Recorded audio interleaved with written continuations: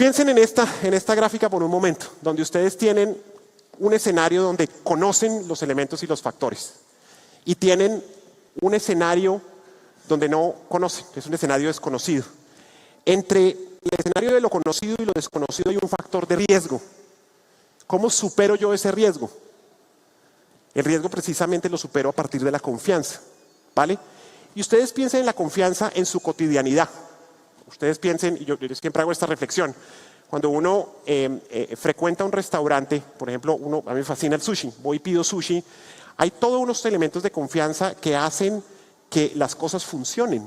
Es decir, ¿yo por qué le pido un sushi a ese restaurante? Porque confío en que la calidad del pescado es buena, en que cuando pago con mi tarjeta de crédito tengo la seguridad de que ellos no la van a utilizar de una manera fraudulenta. Y básicamente la confianza es un elemento que permite detonar toda esa entramada de las relaciones sociales y por ende generar un crecimiento y un beneficio social, ¿vale? Entonces, básicamente la confianza se plantea en este sentido. La confianza es precisamente ese elemento que me ayuda a superar el riesgo y llevarme un paso más adelante. Y eso es lo que se entiende como el progreso. Miren, hay un caso que para mí es emblemático y creo que explica muy bien el elemento de la confianza. Seguramente ustedes han oído de una compañía que se llama Alibaba, compañía china, comercio electrónico. Resulta que Alibaba, cuando se lanza en China en el 2004, básicamente se encuentra con un mercado donde era muy difícil promover el tema de la adopción de las nuevas tecnologías y más aún el tema del comercio electrónico. Y entonces dice, bueno, ¿yo cómo puedo generar un modelo de confianza para que la gente empiece a utilizar esta plataforma para comercializar sus productos en línea? Y resulta que crea un sistema de pago que se conoce como Alipay. ¿Listo? ¿Y cuál es la virtud de ese sistema de pago? La virtud de ese sistema de pago fue que logró superar el factor del riesgo y detonar el potencial del comercio electrónico en China por un factor muy sencillo.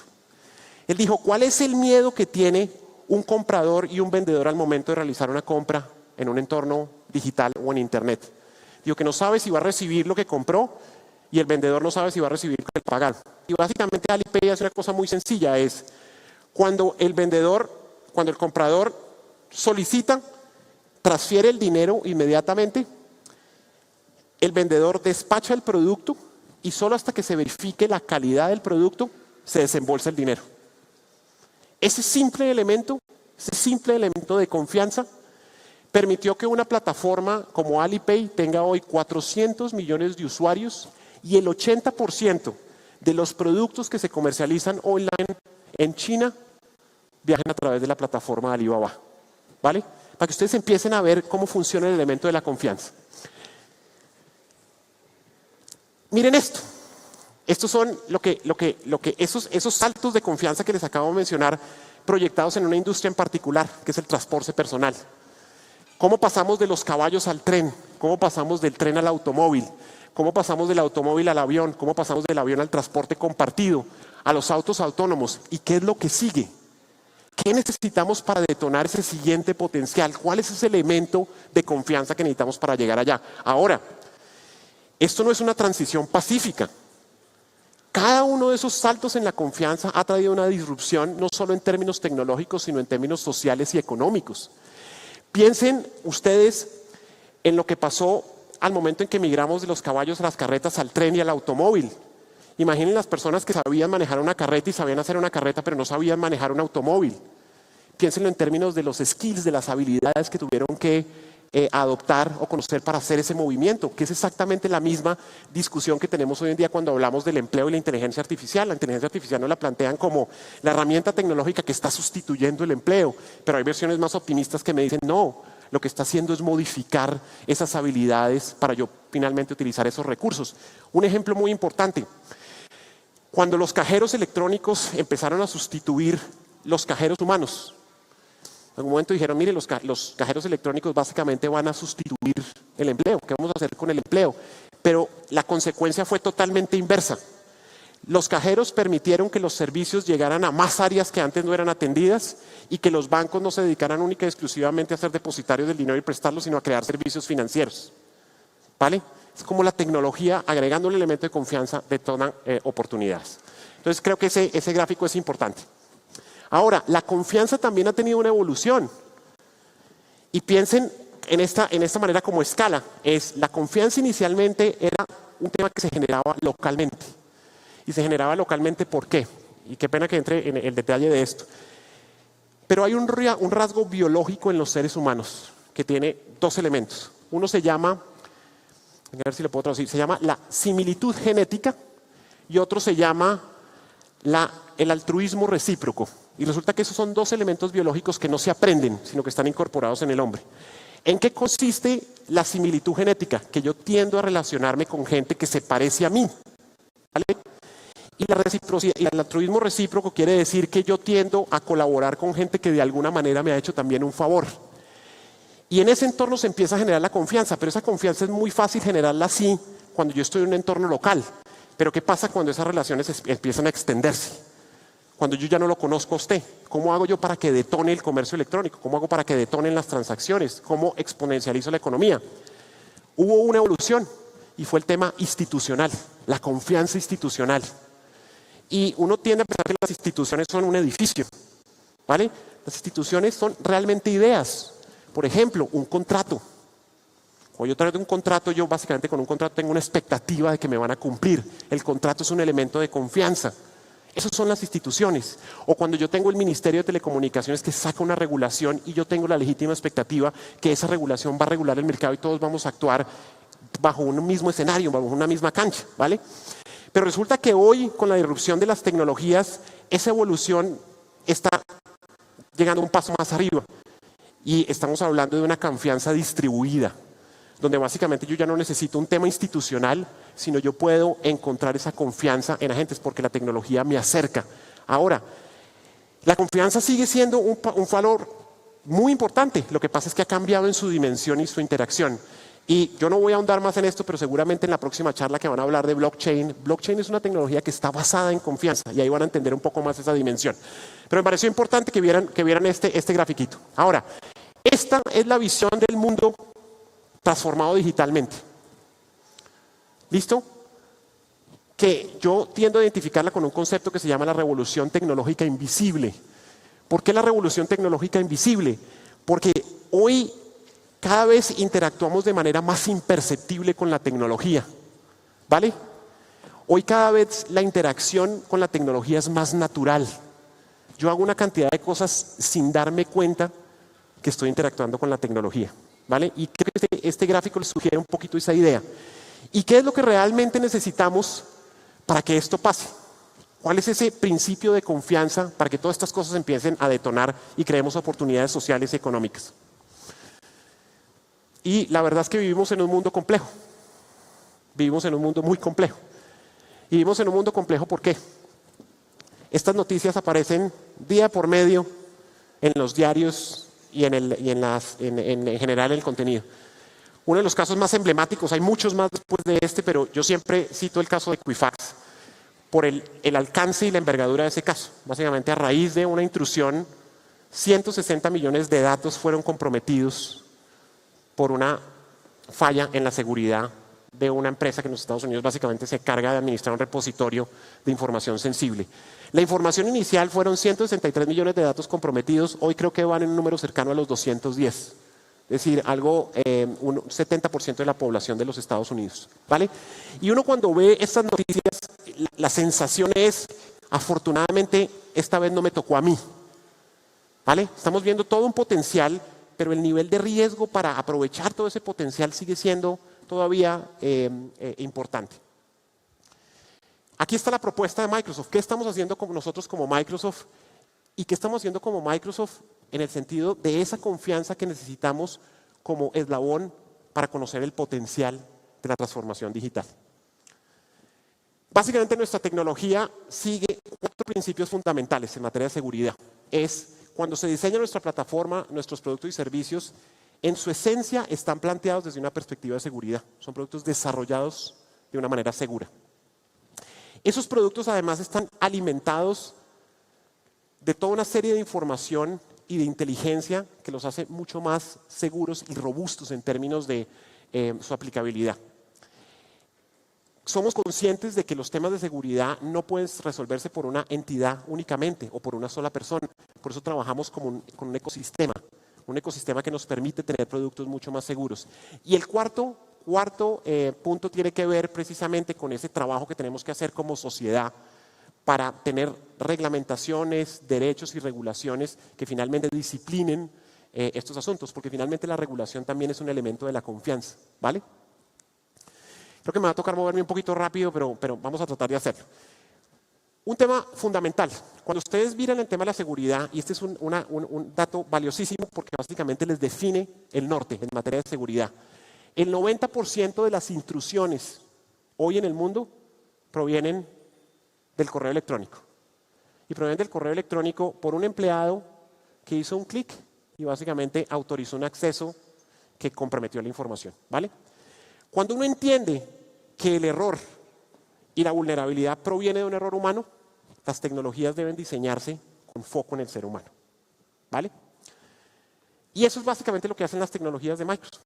Las tecnologías de Microsoft tienen un gran foco en ayudarle a los seres humanos a evitar esos errores, ¿vale?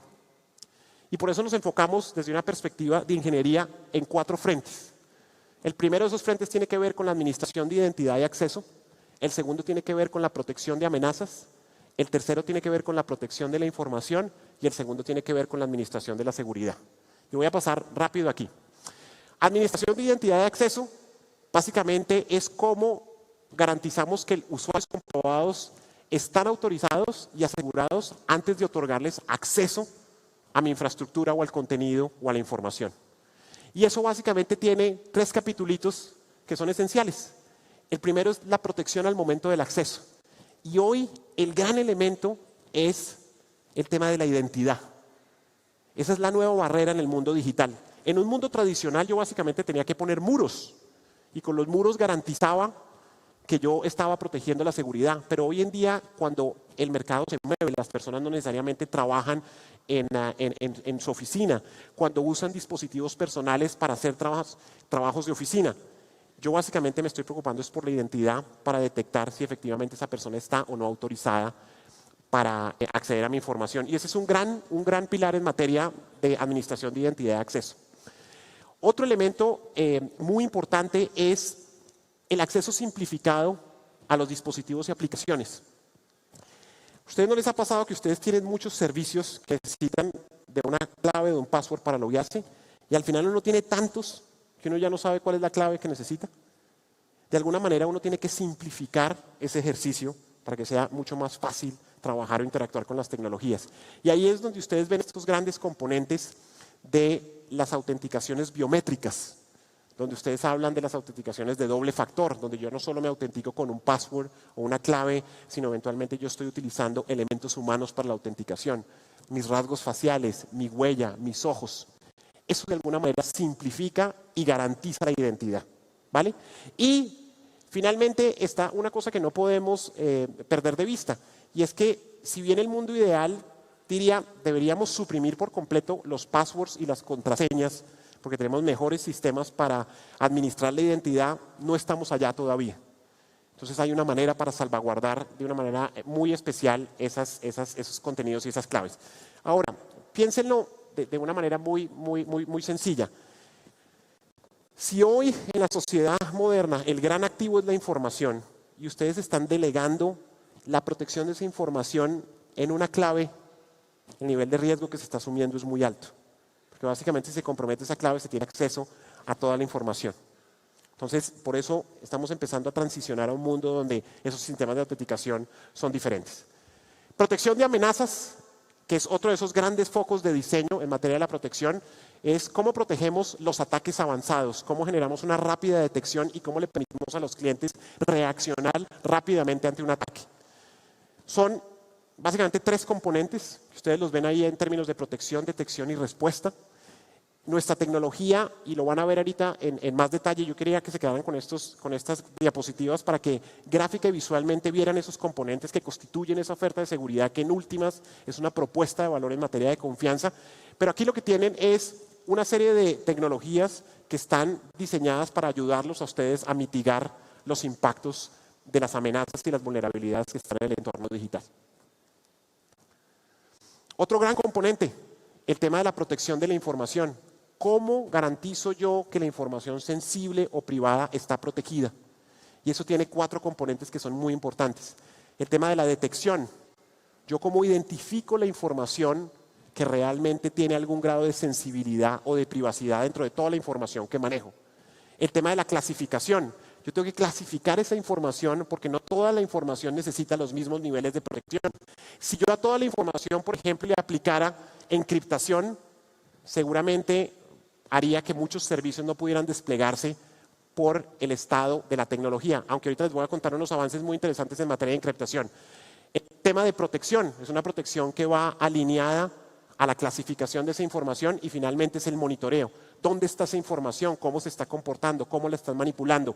Y eso no solo pasa a nivel de la información, sino a nivel de toda la infraestructura. Esa información está en los dispositivos, esa información está en el cloud o esa información está en la premisa, en el lugar físico.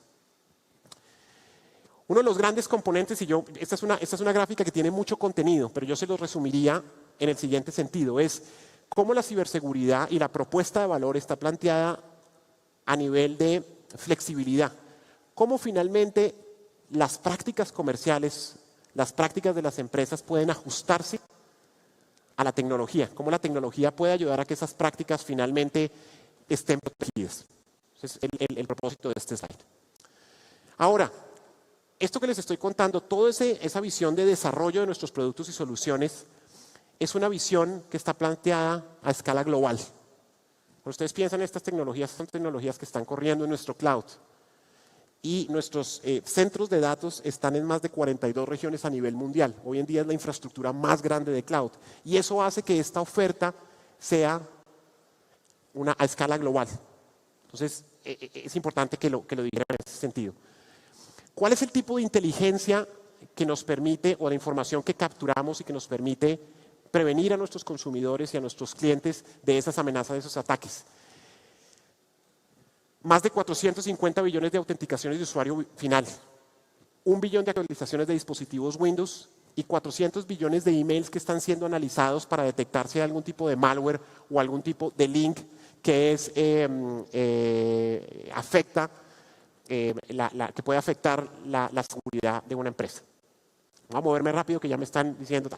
A esto hay 3.500 profesionales que están dedicados exclusivamente al tema de ciberseguridad dentro de la compañía, ¿vale? Que es no solo esa inteligencia que proviene de la innovación tecnológica, sino del factor humano asociado a esa inteligencia tecnológica.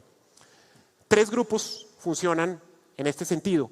Uno se llama el Microsoft Threat Intelligence Center, que básicamente está viendo toda esa información, capturando esa información, entendiendo qué es esa información, y cuando detecta un patrón anómalo, trabaja con un equipo que se llama el Cyber Defense Operations Center, que básicamente lo que hace es alcanzar o llegar de manera proactiva a los clientes y decirle, oiga, estoy viendo un comportamiento anómalo, la manera de mitigar esto es en este sentido. Y por último, una unidad que se conoce como el Digital Crime Unit, que en español sería algo así como la unidad contra el crimen digital. Como compañía, Microsoft es la única compañía que de manera proactiva combate el cibercrimen, y un cibercrimen muy particular. Hoy, cuando ustedes miran el mundo análogo y el mundo digital, el crimen que existe en el mundo análogo se ha trasladado al mundo digital, porque es allí donde están las oportunidades de hacer fraude. Y ese crimen hoy funciona a través de unas organizaciones o unos esquemas que se conocen como los botnets. Los botnets básicamente es un computador que inyecta un malware en todas las máquinas a nivel mundial o en muchas máquinas y las utiliza como parte de su armada para perpetrar crímenes. Como Microsoft, nosotros lo que hacemos es interrumpir ese conducto de comunicación entre el botnet y el malware para mitigar ese riesgo. Entonces, esta es toda esa inteligencia humana asociada a la inteligencia tecnológica. Va a tener que correr, qué pena con ustedes. Y sumen a toda esta inteligencia lo que está pasando con inteligencia artificial. ¿Cómo suman ustedes inteligencia artificial al tema de ciberseguridad? 3 componentes, seguramente ustedes los vieron con detalle en la charla anterior. Hoy tenemos más poder computacional, hoy podemos administrar y capturar mejores volúmenes de información y finalmente tenemos datos mucho más robustos y algoritmos más robustos que nos permiten entender esa información. 3 cosas y termino, ya voy. Microsoft tiene una cosa que se llama el Intelligence Graph, que básicamente nos permite entender qué está pasando sobre nuestra plataforma y con toda esa información determinar si estamos frente a comportamientos anómalos. Pero lo más interesante del Intelligent Graph es que el comportamiento anómalo que yo puedo percibir en un extremo, lo aprovecho como un beneficio colectivo de toda la gráfica para que los otros clientes se beneficien de eso. Es una manera de aprovechar colectivamente el conocimiento. Hay otra gran tendencia que se conoce como computación confidencial. La computación confidencial, y se los voy a explicar de una manera muy sencilla, hoy en día ustedes pueden tener la información encriptada a nivel de su máquina cuando se traslada la información o cuando la información está, lo que se conoce en inglés como at rest, ¿vale? Pero la información cuando está siendo procesada, hasta hace muy poco no podía ser encriptada, porque si está encriptada la información yo no le puedo aplicar poder computacional. Hoy hay una nueva tecnología y una nueva tendencia que se conoce como el homomorphic cryptography. Y eso lo que me permite es que yo pueda encriptar los datos y al mismo tiempo pueda procesar capacidad computacional. Entonces, esa es la siguiente tendencia en materia de seguridad que ofrece niveles y estándares de seguridad mucho más altos. Un producto que básicamente tiene que ver con lo que está pasando ahorita. Cuando ustedes hablan del Internet de las cosas, hoy en día creo que se conectan 8 billones de dispositivos al Internet. El estimado para el 2025 es que van a haber 50 billones de dispositivos conectados. Esa conexión no va a provenir de los dispositivos tradicionales, como el celular, el tablet o el computador, sino del Internet of Things, cosas que se conectan a Internet. Y todas esas cosas que se van a conectar a Internet son vectores de riesgo. Esto básicamente lo que está haciendo es una propuesta para también garantizar la seguridad de esos dispositivos, porque esos dispositivos finalmente tienen un chip y ese chip en el momento que se conecta a Internet va a ser vulnerable. Esta es una manera de proteger estos dispositivos. Finalmente, creemos que esto es un tema de responsabilidad compartida. Hay una serie de prácticas que tienen que adoptar las empresas para finalmente conocer el potencial de estas tecnologías. Alguien me decía el otro día, usted puede tener el cuarto más seguro, con los elementos de seguridad más valiosos, pero si deja la puerta abierta, toda la seguridad está comprometida. Por eso necesitamos que los usuarios y las empresas entiendan el valor de la seguridad. Voy a pasar rápido. Estos son básicamente propuestas de lo que tienen que hacer las empresas en materia de ciberseguridad. Esto queda disponible para la audiencia, ¿verdad? Bueno, qué bueno, así quedo más tranquilo. Y lo último, que creo que con estas son, por esto preparé esta presentación. ¿Qué vemos en el futuro próximo? Y es un poquito complicado el término, multidisciplinaridad y la necesidad de traductores culturales. ¿Qué quiere decir eso? Los traductores culturales fue un término que me encontré por ahí en un libro, pero básicamente son esas personas, esos profesionales que son capaces de entender mundos diferentes. Ustedes eso lo necesitan en las organizaciones. Un especialista en tecnología no puede ir a hablarle en su lenguaje al board de una compañía porque no lo entienden. Y el profesional de hoy necesita tener esa sensibilidad de explicar en términos muy digeribles cuál es el problema de la seguridad. Y eso lo digo porque en ese sentido, esos son los nuevos skills que necesitamos para este nuevo proceso. Lo segundo, la complejidad en la regulación. ¿Dónde está la complejidad en la regulación? Hoy ustedes ven regulaciones que protegen todo el tema de privacidad, como por ejemplo el estándar europeo GDPR, que es un estándar que protege la privacidad, pero al mismo tiempo tiene normas regulatorias que se encargan del tema de seguridad. Y la seguridad tiene un capítulo fundamental que es el de seguridad de la información. ¿Cómo yo compatibilizo esos dos regímenes? Esa es una gran pregunta y tenemos que trabajar para ofrecer claridad en ese sentido. Y la segunda es más una reflexión y es, ¿cuál es ese componente que necesitamos para ese salto de confianza que nos va a llevar al siguiente nivel en materia de progreso? Yo creo que solo puede provenir de una colaboración a escala global. Y con esto los dejo. Muchísimas gracias.